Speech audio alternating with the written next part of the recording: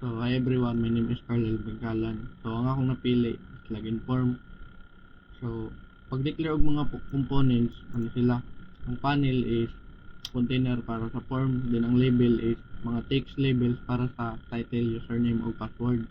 Ang ganing button is mo na yung login button. So, sa frame is nigamit ko og 800 width o height nga 600. So, ang set background color is light gray. So, sa login panel is mo ni ang container sa login form ni siya.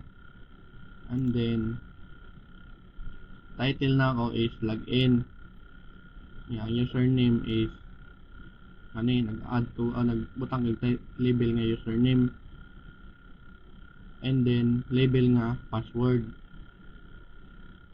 So text pass that sits equal char is para mo upper bitaw ang kuan, mo upper sa asterisk ang password.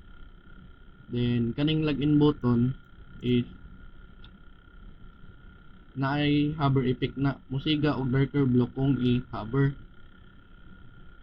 So kaning center login panel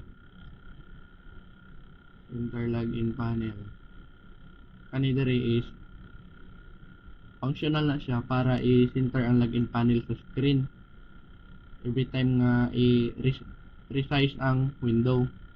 Then kaning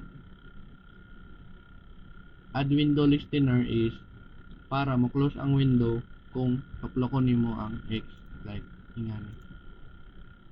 So maora to ako sir.